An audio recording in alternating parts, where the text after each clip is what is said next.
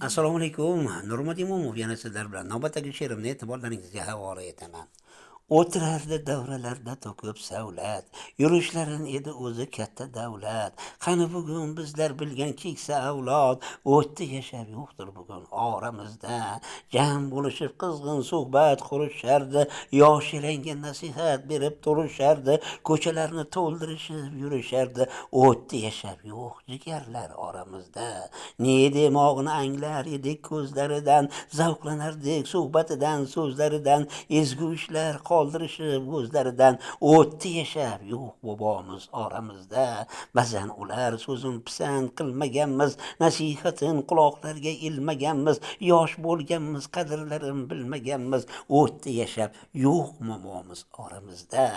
Ortga boqib bugun dillar ezilmoqda, yuragimiz tomirlari uzilmoqda. Attang bugun o'rni sezilmoqda. O'tda yashab yo'q otamiz oramizda.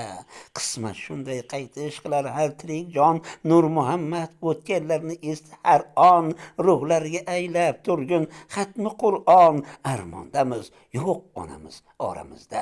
Nurmat Imomov, Qashqadaryo viloyati G'uzor tumani. Omon bo'ling qadrli muxlis.